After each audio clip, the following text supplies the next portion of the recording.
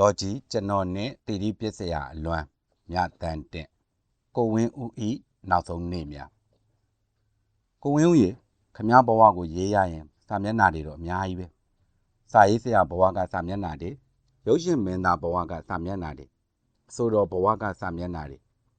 ထဲ့မဲ့ဆိုရင်ဂီတစာဆိုတချင်းရေးဆရာရဲ့စာမျက်နှာတောင်ပါလိုက်သေးတယ်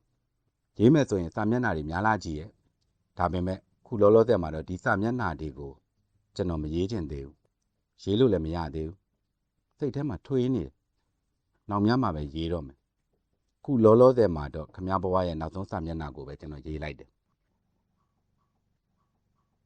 ဒီဇင်ဘာ16ရက်နေ့ကခမားရဲ့ရုပ်ကလပ်ကိုနာနဲ့တော့ခရစ်ယာန်တုတ်တံမှာတကြိုခဲ့တယ်အစီအစဉ်ရဆိုရင်တော့မနေ့7 နာရီမှာမိသားစုဆန္ဒအရာဗုဒ္ဓဘာသာထုံးစံတရဏဂုံတင်ပြီးခမားဆန္ဒအရာခရစ်ယာန်လိုဝိပုဆုတောင်းဖို့ယူရတန်ဘုရားရှိခိုးကြောင့်ကိုရွှေ့ဖို့ပဲဒါပေမဲ့လူတွေကတိတ်များနေတော့အစီအစဉ်ကိုအချိန်ပြောင်းလိုက်ရတယ်10 နာရီမှချိန်ထားတယ်ကျွန်တော်တို့တတေတော့မမိလိုက်ဘူးကျွန်တော်ရောက်တော့ခမားရုပ်ကလပ်ကိုရွှေ့သွားပြီနေ့လယ်12 နာရီမှာခမားရုပ်ကလပ်ကိုကြံ့တော့အေးလိုက်ကိုပြန်ရွှေ့လာခဲ့တယ်အဲဒီကမှနာနတ်တော်ခရစ်ယာန်တုတ်တံကိုပို့မှာကို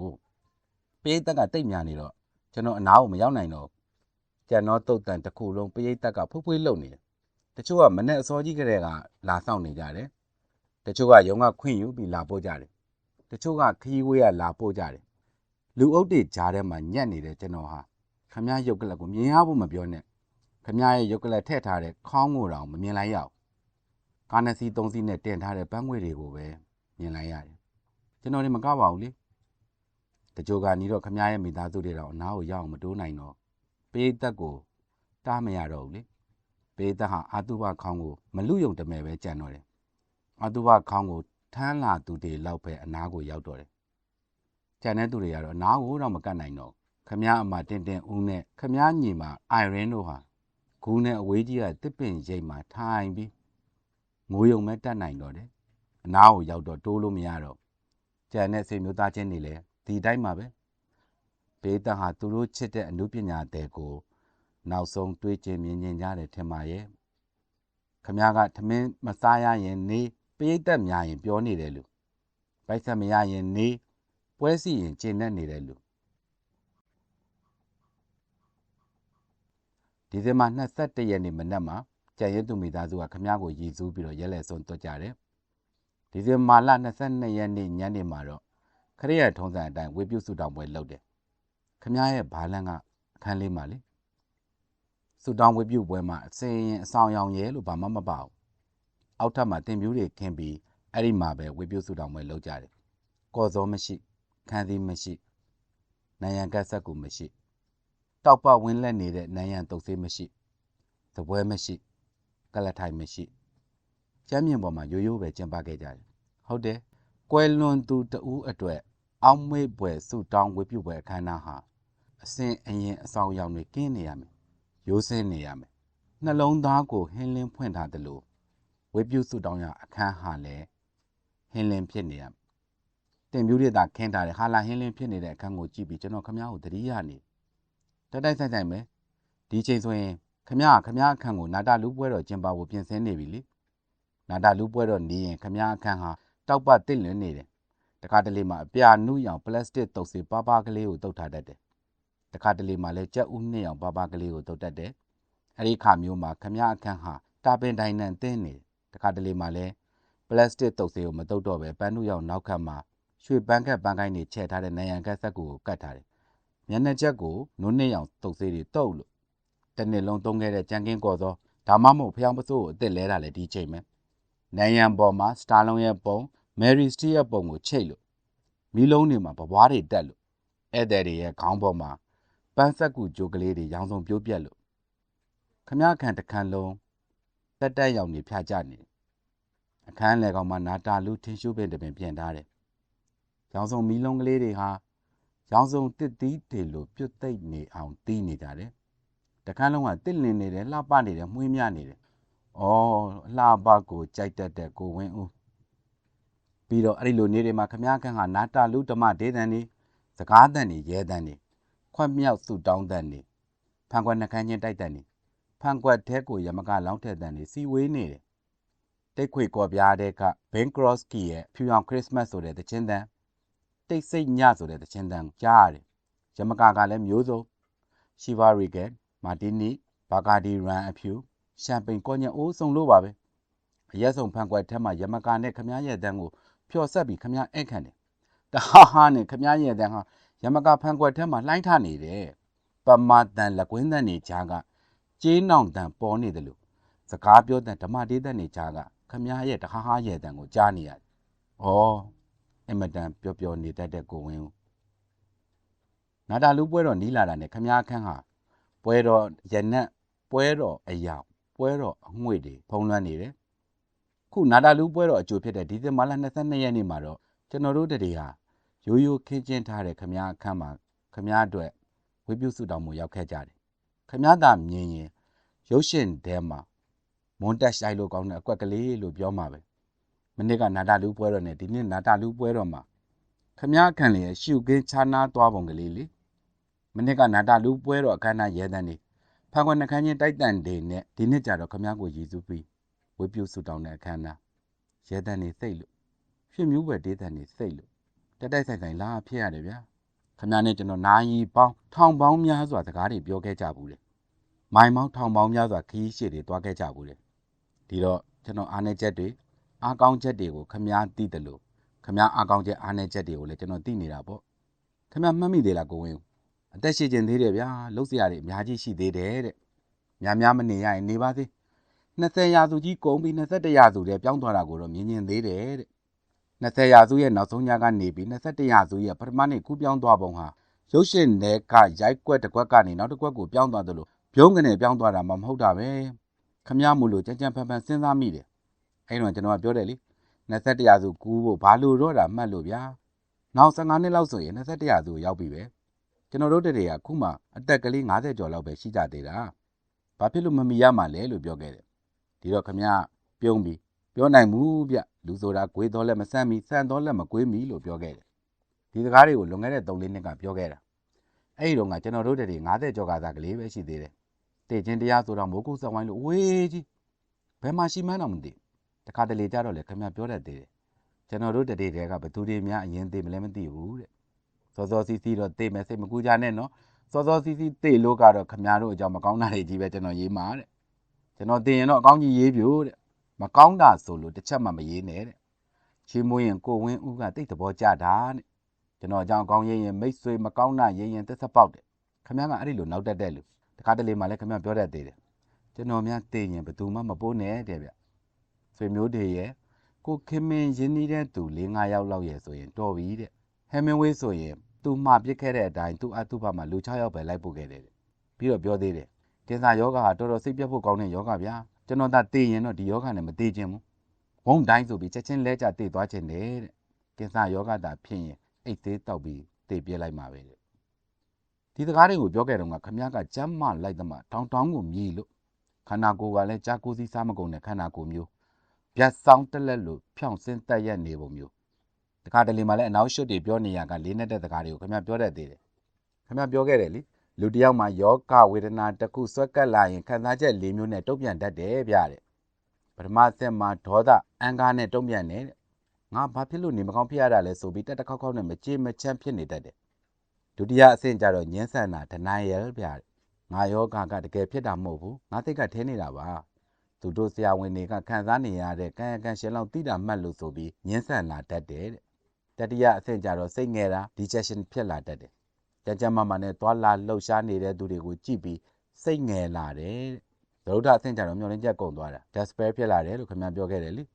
ဒီစကားတွေကိုတစ်ခါတည်းတစ်ချိန်တည်းမှာပြောခဲ့တာတော့မဟုတ်ဘူးပေါ့ခင်ဗျားနဲ့ကျွန်တော်ဆက်မိဆက်ရတွေပြောကြရင်တစ်ခါမှခင်ဗျားပြောခဲ့တာခုမှကျွန်တော်ပြန်စဉ်းစားရတာတနည်းပြောရင်ဒီစကားတွေကသိရေးနဲ့ပတ်သက်တဲ့ခင်ဗျားအပိဓမ္မာနာရေးနဲ့ပတ်သက်တဲ့ခင်ဗျားအတွေးခေါ်လို့ပြောနိုင်မယ်ထင်တယ်ခင်ဗျားရဲ့ဘဝနဲ့ပတ်သက်တဲ့အမြင်နေရေးနဲ့ပတ်သက်တဲ့အပိဓမ္မာတွေကိုလည်းကျွန်တော်စဉ်းစားကြည့်တယ်ကျွန်တော်ကပြောနေခြင်းနဲ့ဗျစိတ်ညစ်စရာဆိုရင်ဘာမှမတွေးဘူးတဲ့ခင်ဗျားအသက်50ပြည့်မွေးနေ့တုန်းကဖိတ်စာထဲမှာရေးလိုက်တဲ့ကြပြလေးဟာနေရေးနဲ့ပတ်သက်တဲ့ခင်ဗျားအပိဓမ္မာဘဝနဲ့ပတ်သက်တဲ့ခင်ဗျားအမြင်လို့ပဲကျွန်တော်ယူဆခြင်းတယ်ခင်ဗျားကြပြကဒီလိုလေတနေ့သေးတနေ့မွေးပါတဲ့ယနေ့အခြေယနေ့တွေးရမယ်ဆိုရင်တော့ မွေးနေ့ဆိုတာဇရာတင်ကေတာပါခမားလို့စင်ကြေလှလှလေးပေးလိုက်တယ်နက်ဖြန်ဆိုတာဒီနေ့ညောင်းပါမှရက်ကြံအပေါ်ဟာလဲကြည်မွေကောင်းပါရဲ့မြည်ရွေးမြည်မြဟောင်းနေနှောင်းနေမပြောလို့တော့ဘူးမမောနိုင်မပန်းနိုင်ဒီပွက်အိုက်လူညွန်တဲမှာပဲလူမွန်လူချုံအမြဲဖြစ်စေချောင်းကိုလာနှစ်တေပြောင်းပြောင်းလာပါရက်ကနဲ့အစ်စ်တေစောင်းဆောင်ပြီးတော့အချစ်လေးလောင်းတဲ့ခေရည်ချောင်းဆန်တက်မယ်စိတ်ချမ်းမာရင်ကိုချမ်းမာတဲ့စိတ်ချမ်းသာရင်ကိုယ်လည်းချမ်းသာအောင်လို့လွမ်းစရာတွေမိမိထားလိုက်ရာကဝမ်းသာတွေဖြစ်ဖြစ်လာလိုက်တာလေတရွေ့ရွေ့တမြည်မြည်နဲ့ပဲမနေ့တနေ့ကစပြီးယနေ့တကားဝကိုရောက်တယ်ကြောက်ပါတယ်လို့လည်းဖြာပိုမနှောအရောက်လာပါလို့လည်းခရပူပူနဲ့ဇရာကိုမပြောတဘာဝပေပဲလေဘာကမှအရှိမမြဲဘူးဆိုပေမဲ့ကမမြဲတာနဲ့ပဲဇွဲတန်မှုမပြုတ်ရတော့ဘူးလားလူဘဝဆိုတာရခဲ့တဲ့ဆိုမှဖြင့်ခဏပဲရဲ့လို့အာမလျှော့တဲ့မှာဘူးသွားတော့လို့ဘသူမှမနှင်ထိုက်တာကြောင့်အလိုက်တဲ့နေရင်ငါပဲစီးစာအလှကိုငေးမောနေပါမယ်တွေးတောသူအသက်ပိုရှည်ရေးပေပရေးတော်သူလည်းတရက်ပိုးနေပြီးတော့ကမအိုးမသေးသေးခင်အတွေးထိထိနော်ပြီးအရေးငွေ့ငွေ့မျောလိုက်မယ်အပေါင်းသင်းတို့ရေမွေးနေ့ရဲ့ပေပေတေတေသဘောဒီကြပြလေးက1985ခုနှစ်မတ်လ23ရက်ခမအသက်50ပြည့်မွေးနေ့ဖိတ်စာမှာခမရေးလိုက်တဲ့ကြပြလေးဒီကြပြကိုဖတ်လိုက်ရင်ခမရဲ့ဘဝနဲ့ပတ်သက်တဲ့အဘိဓမ္မာကိုသိနိုင်လိမ့်မယ်ထင်တယ်မွေးနေ့ဆိုတာဇရာရဲ့သင်္ကေတတဲ့နောက်ထပ်ဆက်နေရမယ်ရက်ကြံအပိုကလေးတွေဟာကြည်မွေးစရာကောင်းလိမ့်မယ်လို့ခမထင်တယ်တဲ့နှစ်တေပြောင်းပေမဲ့အစ်စ်တေစောင်းဆောင်ပြီးအချစ်လေးလောင်းတဲ့ခေရည်ချောင်းကိုစံတက်မယ်တဲ့ဘဝနဲ့ပတ်သက်တဲ့ခမအာမန်လေခမညွှန်လင်းချက်လေပြီးတော့ပြောသေးတယ်စိတ်ချမ်းသာကိုချမ်းသာရှိအောင်စိတ်ချမ်းသာကိုချမ်းသာရှိအောင်လွမ်းစရာတွေကိုမေ့ထားလိုက်တော့မယ်တဲ့ဟုတ်တယ်ခမကလမ်းစရာတွေကိုမေ့ထားလိုက်ပြီးပျော်စရာတွေကိုမျောနေတယ်လို့တခါတလေမှာခမမေ့ထားခြင်းနဲ့ဆိုတဲ့လွမ်းစရာအကြောင်းလေးတွေကိုပြန်ပြောင်းပြောပြရမှာတောင်အပြုံးရည်နဲ့ပြောတတ်တယ်လို့မမြဲတဲ့သင်္ခါရလို့ပြောရပေမဲ့မမြဲတာကိုကြည့်ပြီးဇွဲတန်တန်နဲ့အာမထုတ်ရတော့ဘူးလားတဲ့လူဘဝရခဲ့တဲ့ခဏလေးသာနေရတာဆိုပြီးအာမလျှော့သင့်ဘူးတဲ့ဇရာကိုအလိုက်တဲ့လက်ခံရင်စီးစာအလားကိုငေးမောနေမယ်တဲ့စီးစာဆိုတဲ့ဇရာမှာလဲသူ့အလားနဲ့သူရှိလေတော့ဇရာအလားကိုငေးမောနေမယ်တဲ့ဒါဟာခမရဲ့ဘဝဗိဓမာပဲလို့ကျွန်တော်ဆိုချင်တယ်လေအဲ့တုန်းကတေချင်းတရားဟာမိုးကုတ်ဆောက်ပိုင်းမှာရှိနေတယ်လို့ကျွန်တော်တို့ထင်ခဲ့ကြပေမဲ့တကယ်တော့ခမတကားနောက်မှာ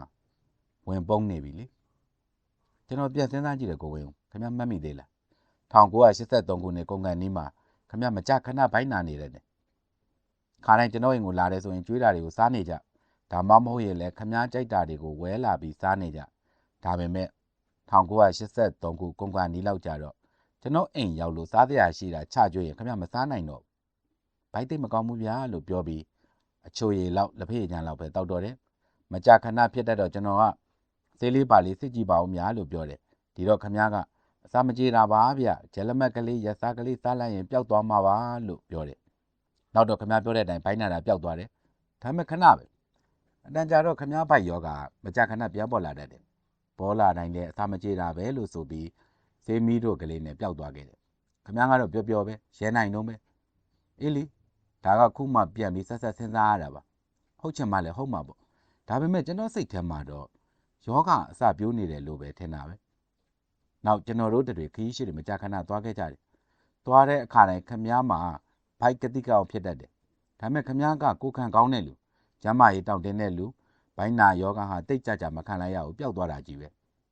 ဒီလိုနဲ့ဒီနှစ်ထဲကိုရောက်လာတယ်ဒီနှစ်ထဲရောက်တော့ခမည်းဘိုက်ကတိကအောင်ဖြစ်တဲ့အချိန်ဟာစိတ်လိုက်တခါမှခမည်းကထမင်းမစားပဲအရေးတွေကိုအကြာကြီးတောက်နေတယ်တခါမှလည်းအသားမစားတော့ပဲတက်လွတ်တေးကြီးစားတယ်ကျွန်တော်တို့ကဆရာဝန်ပြကြည့်ဖို့ပြောတော့ရပါတယ်ဗျခဏနေရင်ပျောက်သွားမှာပါလို့ရေမော့ပြီးပြောတယ်ကျွန်တော်တို့တွေ့ဘူးတလောက်အတွင်းမှာခမည်းဟာစေကန်းကိုတခါမှမသွားဘူးခမည်းကခမည်းကျမ်းမာရေးကိုသိယုံကြည်တာ哦ဒီနှစ်ဦးပိုင်းမှာတော့ခမည်းပိုက်မကြခဏကတိကောင်းဖြစ်လို့ဆရာဝန်ကိုခေါ်ပြတယ်ဆရာဝန်ကကိုလိုက်တစ်လို့ပြောတဲ့ဦးအမေးပါရောက်လာလို့ပြောတဲ့ဒီတော့ကျွန်တော်တို့လည်းဟုတ်မှာပေါ့ဆိုပြီးခပ်ပေါ့ပေါ့ပဲနေလိုက်ကြတယ်လေခမည်းကိုနောက်ထပ်ဆရာဝန်ပြဖို့မတိုက်တွန်းကြတော့ဘူးတိုက်တွန်းရင်လည်းခမည်းကလှုပ်ချင်မှလှုပ်တဲ့လူကို ခမရလူကနူးနူးရွရွကလေးနေတတ်တဲ့လောက်ခေါင်းမတဲ့လူတော်တန်ထင်မြင်ချက်ကိုပခုံးတွန့်ပြီးပယ်ချတတ်တဲ့လူအဲ့ဒီချိန်လောက်မှာတေချင်းတရားဟာခမရတကားကြားတဲ့ကိုရောက်ပြီးပုံနေလောက်ပြီးထင်ပါရဲ့ဒါပေမဲ့ခမရကိုကျွန်တော်တို့မသိခဲ့ကြဘူးဒီနေ့မလ21ရက်နေ့ည9နာရီကျော်လောက်ကြာတော့ခမရတပည့်လေးတိမ့်နိုင်ရောက်လာပြီးအကိုဘိုင်းနာလို့ဆေးရုံတင်လိုက်ရတယ်ခွဲရမယ်အကိုကအခေါ်ခိုင်းလိုက်လို့ဆိုပြီးလားခေါ်လို့ကျွန်တော်ပြည်သူ့ဆေးရုံကြီးကိုလိုက်လာခဲ့တယ်ဆေးရုံခွဲစိတ်ခန်းနာကမှောင်ပြဇင်းကြံရိပ်မှာခမည်းညီကိုတန်းကျော်ရဲ့ခမည်းညီမတွေဖြစ်တဲ့အိုင်ရင်းရဲ့မာလာရဲ့ကျော်စွာဝင်းရဲ့အေးမင်းဝင်းရဲ့ခမည်းတပည့်တွေဖြစ်တဲ့ကိုပါလေးနဲ့ကိုခင်ဝင်းရဲ့တို့တွေ့ရတယ်ကျွန်တော်ရောက်တော့ခမည်းခွဲစိတ်ခန်းနဲ့ရောက်နေပြီမေသေးပေးပြီးခမည်းဘိုက်ကိုဖွင့်နေကြပြီခွဲစိတ်မှုက4နာရီကြာတယ်7နာရီကျော်မှာခမည်းကိုခွဲစိတ်ခန်းထဲကလက်တွန်းလဲကလေးနဲ့ထုတ်လာပြီးအထူးကုယူနစ် ICU ကိုပို့လိုက်တယ်ဆရာဝန်ရဲ့စကားကိုကြားလိုက်ကြတော့ကျွန်တော်တို့တော်တော်ကိုစိုးရိမ်သွားကြတယ်ခမည်းယောဂကဥမာကြီးကင်ဆာတဲ့ခုခွဲစိတ်တာကဥမာကြီးမှာအလုံးဖြစ်နေလို့ဖယ်ထုတ်ပစ်ပြီးဥကိုဖြတ်ဆက်ပေးလိုက်တာတဲ့နောက်တစ်ခါထပ်ပြီးခွဲစိတ်ရအောင်မေတဲ့ဥထဲမှာကအစိတ်ကလေးတွေအကျိတ်ကလေးတွေစီတလင်းတွေတော်တော်ပြန့်နေပြီကျွန်တော်တို့အားလုံးကကောင်းကင်ပြာတဲ့ကမိုးကြိုးတန်ကိုကြားလိုက်ရတယ်လို့ပဲဒီလောက်ကျမ်းမာရေးကောင်းပြီးဒီလောက်တောင့်တင်းကြက်ခိုင်တဲ့ခန္ဓာကိုယ်ထဲမှာကင်ဆာယောဂဝင်နေတယ်ဆိုတာကိုကြားတော့မှင်တက်နေမိကြတယ်အဲ့ဒီညကျွန်တော်အိမ်ကိုနားကြီးပြန်တစ်ချက်ခွဲမှပြန်ရောက်တယ်ဟုတ်ချင်မှဟုတ်မှာပါဆိုပြီးခမည်းပြောသလိုကျွန်တော်ညင်းဆန်တယ်စိတ်တိခိုက်တာနဲ့ကျွန်တော်ဆေးရုံကို2ရက်မလာဘူးဒီတော့ခမည်းကိုမြတန်လဲစိတ်မချမ်းမသာတော်ဖြစ်သွားပြီထင်တယ်တစ်ခေါက်မှမလာတော့ဘူးလို့ပြောတယ်ဒါနဲ့ဒီနောက်ပိုင်းမှာကျွန်တော်နေတိုင်းလာကြည့်တယ်လာပေမဲ့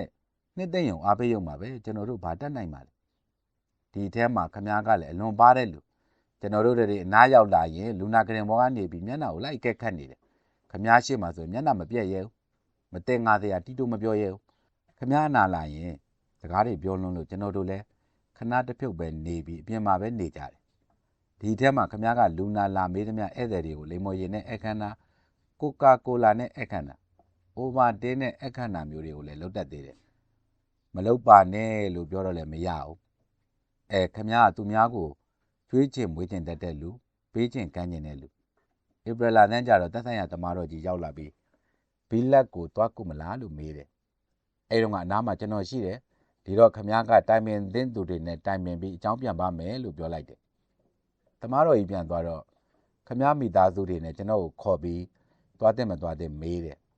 အားလုံးကပဲသွားဖို့တိုက်တွန်းကြတယ်ကျွန်တော်ကတော့မသွားချင်ဘူးတဲ့ဘာယောဂလဲဆိုတာကျွန်တော်ကိုလည်းအတိပေးကြပါအောင်တဲ့ဒီတော့မှသွားတဲ့မသွားတဲ့စဉ်းစားနိုင်မှာပေါ့တဲ့ဒီတော့ခမည်းဖခင်ဆရာဦးဘညွန့်ကကျွန်တော်ပဲလှည့်ပြီးသူမသိသလိုနဲ့ကိုမြတ်တန်းဆရာဝန်ကဘာယောဂလို့ပြောသွားတယ်လေလို့လမ်းမေးလိုက်တယ်သူအပြောခတ်နေပုံပါပဲအပြင်ရောက်လာတော့ကျွန်တော်ကိုလည်းဒီတိုင်းပြောတယ်လ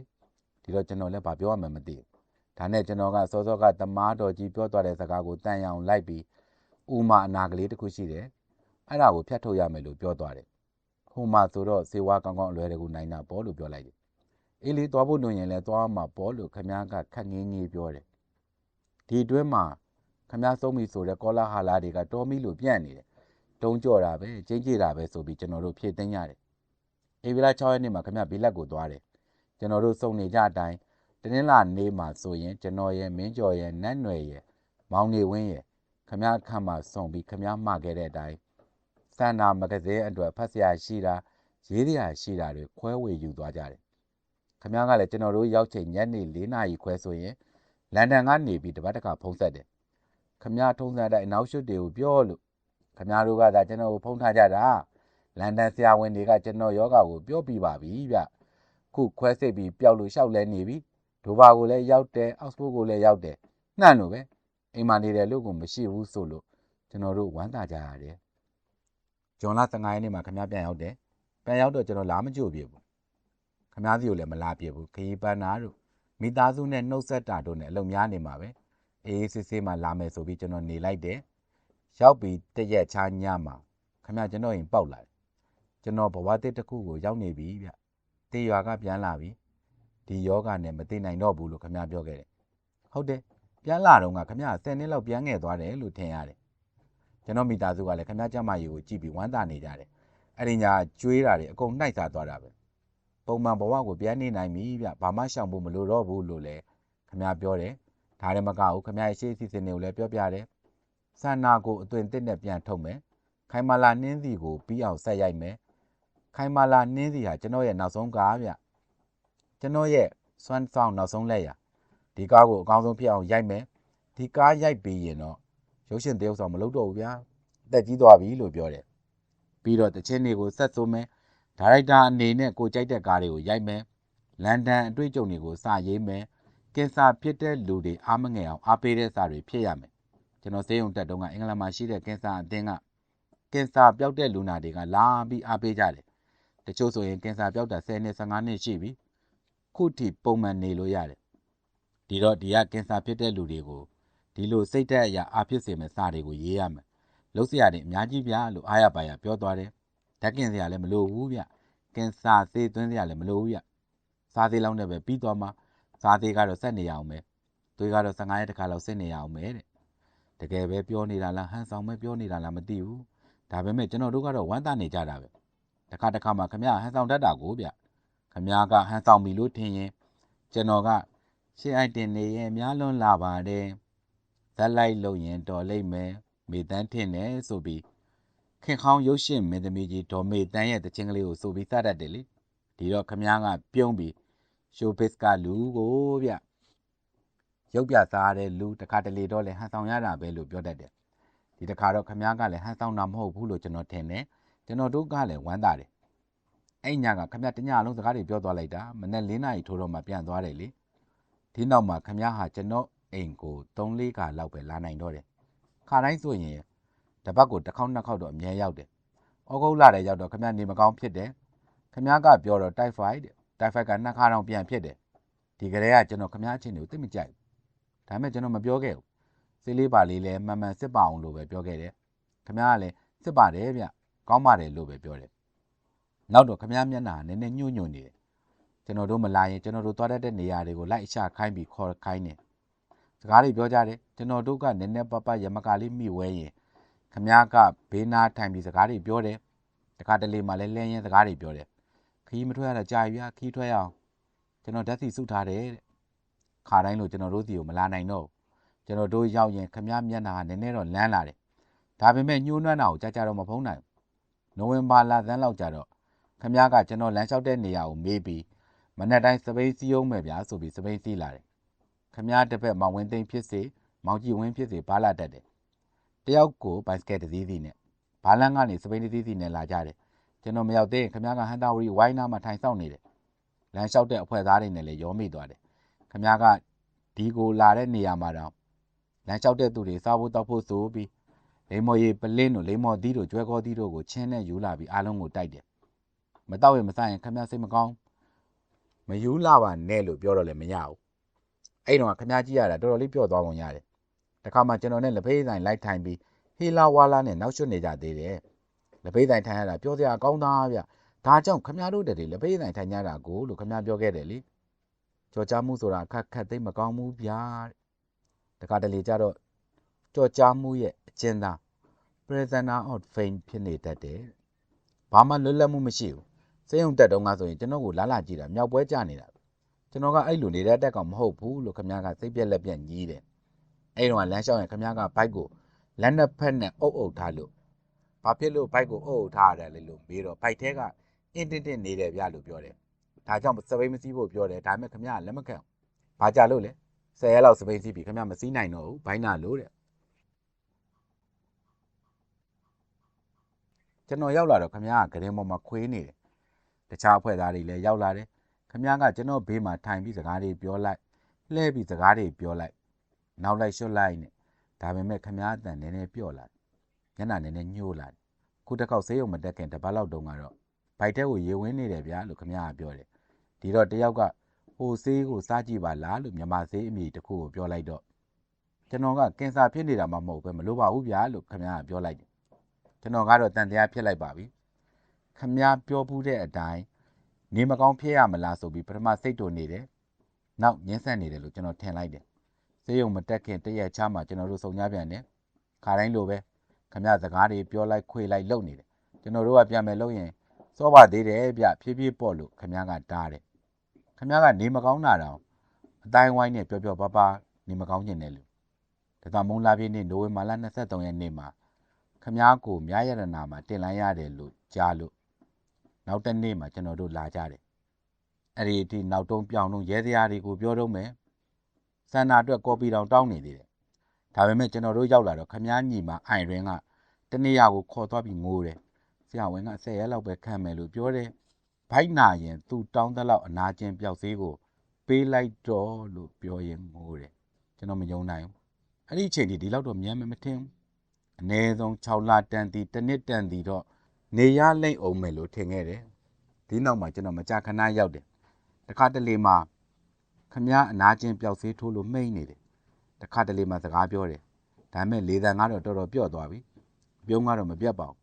ခမည်းပြောတယ်စိတ်ငယ်တာမျိုးတစ်ခါမှမပြခဲ့ဘူး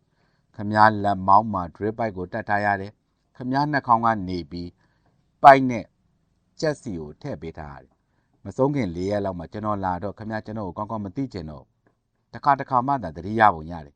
ကျွန်တော်ဓာတ်စီတွေစုထားတယ်ဗျခီးသွားရအောင်နဲ့ဟေးကောင်းနေငါပိုက်တွေကိုဖြုတ်ပေးသမှာကွာသွားတရားတွေရှိတယ်တဲ့ပြီးတော့ခမည်းပါဇက်ကနေပြီးရုပ်ရှင်တွေရိုက်နေကင်မရာသမားတွေကိုခေါ်တဲ့အခါခေါ်တယ်မီးသမားကိုမီးလုံးလဲခိုင်းတယ်မင်းသမီးကိုထမိန်လဲခိုင်းတယ်တခါမျက်နှာချက်ကိုထိုးပြပြီးလင်းလွန်းနေတယ်ဗျာလို့ပြောတယ်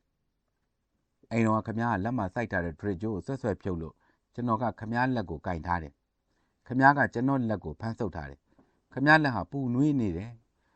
နာမကျန်းသူရဲ့လက်မျိုးမဟုတ်ဘူးပြေရောမနေဘူးမြဲမြံနေတယ်ဒါပေမဲ့ခမည်းအလက်မှာခမည်းဘိုက်ကိုကျွန်တော်လက်နဲ့စမ်းကြည့်လိုက်တော့ဘိုက်ကြီးကကြောက်ပြင်းကြီးလို့မာနေပြီတကယ်တော့ဒီအချိန်ဟာခမည်းပြောသလိုမျှော်လင့်ချက်ကုံဆုံးရမယ့်အချိန်မျိုး despair ဖြစ်ရမယ့်အချိန်မျိုးဒါပေမဲ့ခမည်းမှာမျှော်လင့်ချက်ကုံဆုံးတဲ့အရေးအယောင်မတွေ့ရဘူးရှေ့ကိုမျှော်ကြည့်နေတဲ့ပုံအနာဂတ်ကိုလှမ်းနေတဲ့ပုံခမည်းပြောနေတဲ့ပုံကတကယ်လူမမာပြောနေတဲ့ပုံမျိုးနဲ့မတူဘူးရုပ်ရှင်တွေကလူမမာပြောနေတဲ့ပုံရုပ်ရှင်အကြောင်းတွေပြောလိုက်တာဖြောင်းလို့ရုပ်ရှင်ရိုက်နေတာမှချောလို့မျက်နှာကလည်းမပြတ်ဘူးဒီခန်းကိုရိုက်ပြီးရင်ဂရင်ဘော်ကထလာတော့မယ်အတိုင်းပဲခမည်းရုပ်ဟာနည်းနည်းလေးပိန်သွားတာလွယ်လို့ဘာမှမဖြစ်ဘူးဒီတစ်ခါတော့ဟန်ဆောင်တာဖြစ်ပါစေနည်းနည်းနာတာကိုဖုံးကွက်တဲ့သဘောနဲ့ဟန်ဆောင်တာဖြစ်ပါစေလို့ကျွန်တော်အချီးနှီးဆူတောင်းနေမိတယ်ဒါပေမဲ့ဒါဟာရုပ်ရှင်ရိုက်တာမဟုတ်ဘူးလေဟန်ဆောင်တာမဟုတ်ဘူးလေဒီတော့ကျွန်တော်ဆူတောင်းဘယ်မှာပြေးပါတော့မလဲအဲ့ဒါခမည်းမဆုံးခင်4ရက်လို့မှနောက်1ရက်ချကြတော့ကျွန်တော်လာကြည့်ပြန်တယ်ခမည်းဘသူကိုမှကောင်းကောင်းမမှတ်မိတော့ဘူးရုပ်ရှင်ကတော့ပါဇက်နဲ့ရိုက်တုံးပဲနောက်1ရက်ကြတော့ကျွန်တော်စိတ်ထဲမှာထင့်နေတယ်အဲ့နေကဒီဇင်ဘာလ23ရက်နေ့ဆိုတော့ခမည်းမွေးရနဲ့တိုက်နေတယ်ခမည်းကတော့73ကကျွန်တော်တို့ကန်ကောင်းတဲ့နေ့ဗျာတဲ့ခမည်းမကြခဏပြောဘူးတဲ့ဒါပေမဲ့ကျွန်တော်စိတ်ထဲမှာထင့်နေတယ်နောက်တစ်နေ့ကလည်းဗုဒ္ဓဟူးနေ့ခမည်းမွေးနေ့ကျွန်တော်တိတ်အယူမရှိပါဘူးဒါပေမဲ့အဲ့ဒီမွေးနေ့နဲ့မွေးရ2ရက်ကိုတော့စိတ်ထဲမှာမတင်ကားဖြစ်နေတယ်ဒါကြောင့်73ရက်နေ့မှာကျွန်တော်တစ်ခေါက်ထပ်လာပြန်တယ်အဲ့တော့ခမည်းအိပ်ပျော်နေလေဘိုင်းနာလို့အိတ်သေးတွေထိုးပေးထားတယ်တဲ့ခမည်းအိပ်ပျော်နေပုံကရုပ်ရှင်ရိုက်နေသလိုပါပဲရုပ်ရှင်တွေကလူမမာတယောက်အိပ်ပျော်နေသလိုပဲဒါပေမဲ့ဒါဟာရုပ်ရှင်ရိုက်တာမဟုတ်ဘူးဆိုတာကျွန်တော်သိပြီလေလွန်ခဲ့တဲ့တစ်နှစ်လောက်တုန်းကတေချင်းတရားခမည်းနဲ့ဝေးရမိုးကုတ်ဆက်ဝိုင်းတနေရမှာဒီနှစ်တည်းရောက်တော့တေချင်းတရားခမည်းတကားနောက်မှာပုံနေပြီခုတော့ခမည်းတကားကိုခောက်နေပြီလေတကားကိုခမည်းဖွင့်ပေးလိုက်ပြီဆိုတာကျွန်တော်ရိပ်မိလိုက်ပါပြီနောက်တနေ့မနေ့ဒီဇင်ဘာလ14ရက်နေ့မနေ့တနာရီ7မိနစ်မှာခမည်းဆုံးပြီလို့မနေ့9နာရီမှာကျွန်တော်သတင်းရတယ်ကျွန်တော်စိတ်ထဲမှာတော့ခမည်းဟာခရီးတစ်ခုခရီးရှည်ကြီးတစ်ခုကိုတယောက်တည်းထွက်သွားတာပဲလို့ထင်နေတယ်ခမည်းဆိုတဲ့လူကမထင်မဲနဲ့ကောက်ကငင်းကခရီးထွက်ချင်ထွက်သွားတတ်တဲ့လူခမည်းဆိုတဲ့လူကအထီးကျန်နေတတ်ပေမဲ့အပေါင်းအသင်းတွေစကားပြောတဲ့နေရဲတဲ့နေနဲ့နေချင်တဲ့လူခမည်းကသူ့သိပ်ပေမဲ့ပွင့်လင်းစရာရှိရင်အင်မတန်ပွင့်လင်းတဲ့လူခမည်းကဂရိပုံမြင်တဲ့ကနာစစ်ဆက်လို့ကိုနှစ်သက်ဆွဲလန်းနေပေမဲ့သူ့တစ်ပါးကိုကူညီခြင်းတဲ့လူချုံငယ်တဲ့အမှုပညာရှင်တွေမကြမ်းမရင်ကွဲလွန်ရင်ခမည်းပဲတာဝန်ယူပြီးဈေးကုတကြိုပေးခဲ့တယ်မဟုတ်လားကလေးတွေစာတော်ရသားနဲ့ကြောင်းမနေနိုင်ရင်ခမည်းဆက်ပြီးကြောင်းထားပေးခဲ့တယ်မဟုတ်လားဒီနှစ်ထဲမှာပဲအညာကခမည်းမမြင်ဘူးသေးတဲ့ကလေးတယောက်ကစရေးလို့ တက္ကသိုလ်ပညာကိုဆက်လက်ထောက်ပံ့မယ်လို့ခမရဂရီပေးခဲ့သေးတယ်မဟုတ်လားလူနာဂရင်မော်ကနေပြီးခမရခွေလေးတွေကိုအစာကျွေးရဲ့လားလို့တဖွားဖွားမေးနေသေးတယ်လေခမရကလူကသာနုနုရရကလေးနေပေမဲ့အလွန်အပင်ပန်းဆင်းရဲခံနိုင်တဲ့လူတခါကျွန်တော်တို့မန္တလေးကပြန်လာတော့ည2 နာရီလောက်ကြီးရမဲတင်းဒီဘက်မှာမိုးတွေမိလို့ကားကိုထိုးရရတော့တညလုံးမိုးရေထဲမှာငုတ်တုတ်ထိုင်းနေခဲ့ကြရတယ်လေကျွန်တော်စစ်သားလှုပ်လာတဲ့လူပါဗျဒီလောက်တော့ခံနိုင်ပါတယ်တဲ့မိုးရေတွေထဲမှာတချင်းလေးတအေးအေးနဲ့ခရီးထွက်ကြရင်တလန်းလုံးတချင်းမယ်စိုးလာတာပဲတချို့အဆိုတော်တွေကအပြစ်မှာတချင်းဆိုခိုင်းမစိုးချင်းကြအောင်ခင်ဗျားတော့ဒီလိုမဟုတ်တချင်းဆိုခိုင်းရင်အမလေးအစုံမခိုင်းမမလားလို့ပူလိုက်ရတာလို့ရဲကမောဟပြောပြီးကောက်ဆိုတာပဲ။အော်ငန်းဟာတေးဆိုဖို့မပြင်းသက်လို့ခမည်းဟာလည်းတချင်းဆိုဖို့အမြဲအဆင်သင့်ဖြစ်နေတယ်။တချင်းဆိုလို့ခမည်းပိုက်ဆံတပြားရခဲ့ဘူးလို့လား။ထွက်သမျှတိတ်ခွေတွေတချင်းတွေကိုအလကားဆိုပေးခဲ့တာကြီးပဲမဟုတ်လား။ခမည်းကအစားအသောက်ကိုတောင်းတောင်းတတရှိပေမဲ့တခါတလေကြတော့ရက်ပေါင်းများစွာထမင်းဟင်းမစားပဲစံပြုတ်ကလေးတောက်နေတတ်တယ်လို့တခါတလေကြတော့ခန္ဓာကိုယ်ကြီးကိုအပြစ်ပေးရမယ်ဗျာတဲ့။သူ့လိုကိုကြီးလိုက်နေလို့မဖြစ်ဘူးတဲ့။ခမည်းကကြည်တော့တာအနောက်တိုင်းဆန့်ပေမဲ့နှလုံးသားမှာအင်မတန်မြမဆန်တဲ့လူတချင်းဆိုရင်လည်းအနောက်တိုင်းတန်တဲ့မြမတန်စစ်စစ်ကိုမှကြိုက်တယ်ဘလောက်တိအောင်မြမတန်ကိုကြိုက်တယ်လဲဆိုရင်တချို့နေရာတွေမှာအယူသီးတယ်လို့ဆိုရလောက်အောင်ပဲတကယ်ပြေရေးသားမှဆိုရင်လည်းခစ်ပေါ်မြမစကပြေကိုခမည်းမကြိုက်ဘူးဥရောပသားရဲ့ဝေတန္တရာဇတ်တော်ကြီးတွေကစကပြေမျိုးဇေယတို့မြမျိုးလွင်တို့ရဲထွတ်တို့မင်းဆွေတို့တင့်တဲ့တို့ရဲ့စကပြေလိုပြေပြီးချောနေတဲ့စကပြေမျိုးကိုမှကြိုက်တယ်ကြပြာဆိုရင်လည်းခစ်ပေါ်ကြပြာတွေကိုခမည်းအရသာမတွေ့ဘူးဦးကျော်လာရဲ့တန်ချိုမျိုးမင်းသူဝင်တို့တင်မိုးတို့ဗမော်ညိုနွဲတို့ရဲ့ကြပြာလိုအတန်နေချိုပြီးညိတ်နေတဲ့ကြပြာမျိုးမှကြိုက်တယ်စားတော့ကြတော့ခမည်းကတကယ်အညာဟင်းတွေတောဟင်းတွေကိုမှကြိုက်တတ်တဲ့လူမျိုးမြူရွဲတုတ်မြေပဲတန်ကိုထောင်းပြီးချမောင်သီးနဲ့ငရုတ်သီးစိမ်းပျောက်ပျောက်ကလေးနဲ့ချက်ထားတဲ့မြေပဲတန်ဟင်းကြိုတဲ့ပဲကြီးနက်တဲ့မကြီးရွက်ခတ်ဆန့်ဟင်းနဲ့တစောင်းချင်းဟင်းနဲ့မန္တလေးကိုရောက်ရင်လေးပါတို့မြင်းမြင့်တို့အိမ်မှာဖြစ်ဖြစ်ဦးလာတောင်တို့မမကြီးတို့အိမ်မှာဖြစ်ဖြစ်ဦးမောင်မောင်တို့စီမှာဖြစ်ဖြစ်ခမရဒီဟင်းတွေကိုချက်ခိုင်းတတ်တယ်လေခမရမှတ်မိသေးလားတခါညောင်ဦးမြို့ထဲမှာကားတစ်စီးနဲ့လှည့်ပြီးလူဆက်လိုက်ရှာတယ်ဘာလို့ဖို့လဲဗျခွေးကျွေးရအောင်လားလို့ကျွန်တော်ကစိတ်မရှိနိုင်တာနဲ့မေးတော့မဟုတ်ဘူးဗျဝင်းဦးဖို့တဲ့ပြုတ်စားရင်တိတ်ကောင်းတာတဲ့ပြီးတော့ကာလစပယ်ယိုတဲ့ကြံကြီးစီရဗျာအညာကုန်းကောင်းမှာမွေးလာတယ်ကျွန်တော်တော့မကြဘူးရန်ကုန်ရောက်တော့ခမည်းကာလစပားယိုထိုးပြီးကျွေးသေးတယ်လေလက်စားတက်တော့ကာလစပားယိုဆိုတာဂျုံသေးကိုထညက်နဲ့ကြိုထားတာကိုဗျကျွန်တော်ပြင်ဒီတစ်ခါပဲစားဘူးသေးတယ်စာဖတ်သူရဲ့မှတ်ချက်ကာလစပားယိုဆိုတာမန္တလေးဘက်မှာတော့ဂျုံယိုလို့ခေါ်ပါတယ်ဂျုံသေးကိုကြိုထားတာပါထညက်နဲ့ခမည်းကရုပ်ရှင်ပိတ်ကားပေါ်မှာသာပိတ်သက်တွေနဲ့တွေ့နေရပေမဲ့လူတော်တိုးရမှာကိုအင်မတန်ဝင်လေးတဲ့လူမိတ်ဆွေတငယ်ချင်းတွေအိမ်ကိုလဲတာတောင်မှညမှလဲတဲ့ညမင်းသားညလူကိုဝင်းဦးရေခုကျွန်တော်ရေးလိုက်တာတွေကခမည်းဘဝရဲ့နောက်ဆုံးစာမျက်နှာပဲရှိသေးတယ်ခမည်းရဲ့စာရေးဆရာဘဝရုပ်ရှင်မင်းသားဘဝဒါရိုက်တာဘဝအဆိုတော်ဘဝကစာမျက်နှာတွေကိုကျွန်တော်မရေးရသေးဘူးနောက်များမှရေးမယ်လို့စိတ်ကူးထားတယ်အနုပညာအယူဆတွေမှာခမည်းနဲ့ကျွန်တော်တူတာတွေလည်းရှိမတူတာတွေလည်းရှိတယ်။နောက်များမှရှေ့ရှေ့ရေးတော့မယ်။ဒါတွေကိုခမည်းတို့ပြောပြပါပြီ။ခမည်းနဲ့ညင်းခုန်ခဲ့ပြီးပါပြီ။ခမည်းသိပြီးသားပါ။ခမည်းနဲ့သဘောတူသည်ဖြစ်စေမတူသည်ဖြစ်စေညင်းလို့မရတဲ့အချက်တစ်ခုတော့ရှိတယ်။အဲ့ဒါကတော့ခမည်းဟာရုပ်ရှင်အနုပညာမှာခစ်တစ်ခစ်ကိုထူထောင်ခဲ့တယ်ဆိုတဲ့အချက်ပဲ။အဓိကကျတဲ့အခန်းကဏ္ဍကပါခဲ့တယ်ဆိုတဲ့အချက်ပဲ။ဒီအခန်းကဏ္ဍကဘလောက်ကြီးတယ်ဆိုတာခမည်းမရှိတော့မှပိုလို့ထင်ရှားလာတယ်။ခမည်းနေသွားတဲ့နေရာမှာကြီးမားတဲ့ကွက်လက်ကြီးကိုတွေးလိုက်တဲ့အခါကျတော့မှခမည်းရဲ့အခန်းကဏ္ဍဟာဘလောက်ကြီးတယ်ဆိုတာပို့လို့သဘောပေါက်လာတယ်ခမည်းအတူပါကိုပို့ဖို့လာတော့လမ်းမှာဘိန်းမုံရောက်နေတဲ့မိမကြီးတယောက်ကဒီလိုမင်းသားမျိုးကတော့တော်တော်နဲ့အစားထိုးဖို့မလွယ်တော့ပါဘူးလို့ပြောတဲ့ကိုကြားခဲ့ရတယ်ဒါဟာကျွန်တော်ထင်မြင်ချက်မဟုတ်ဘူးပြိတ္တရဲ့ထင်မြင်ချက်ဟုတ်တယ်ဒါဟာပြိတ္တရဲ့ထင်မြင်ချက်ခရိယာမှာမွေးဖွားခြင်းရဲ့ကွယ်လွန်ခြင်းရဲ့ရှင်ပြန်ထားမြောက်ခြင်းရဲ့ရှိတယ်မဟုတ်လားခမည်းကွယ်လွန်သွားပေမဲ့ခမည်းမရှိတော့ပေမဲ့ခမည်းရဲ့အမှုပညာကတော့ရှင်ပြန်ထားမြောက်နေဦးမှာပါပဲ drip bike ကြီးလက်မောင်းမှာတန်လန်းစိုက်ထားရကတော့ခီးထွက်မယ်ဗျဓာတ်စီစုထားတယ်လို့တဖွာဖွာပြောတဲ့ခမည်းဟာ ခုတော့ကျွန်တော်တို့ကိုတော့မခေါ်တော့ပဲဝေးလံတဲ့ခီးရှိကြီးတစ်ခုကိုကောက်ကငင်ကထွက်သွားပြီလေဟုတ်တယ်ကိုဝင်းကျွန်တော်စိတ်ထဲမှာတော့ခမခီးရှိကြီးတစ်ခုကိုထွက်သွားတာလို့ပဲထင်နေတယ်ကိုဝင်းဦးတယောက်ငင်းချမ်းချင်းမှနားနေပါသေးတော့ပေဘူးလာမဂ္ဂဇင်းအမှတ်9091 1989ခုနှစ်ညတန်းတင်းရဲ့ဇော်ကြီးကျွန်တော်နဲ့တည်တည်ပြစ်စရာအလွမ်းစာအုံးမှာမင်းသားကြီးဝင်းဦးမတ်လ23ရက်နေ့မှာအသက်60ပြည့်တာအမှတ်တရဂုဏ်ပြုသောအားဖြင့်တင်ဆက်ပေးလိုက်ပါတယ်အဆုံးထိနားဆင်ပေးခဲ့တဲ့အရောက်ချင်းတွေကိုကျေးဇူးအများကြီးတင်ရှိပါတယ်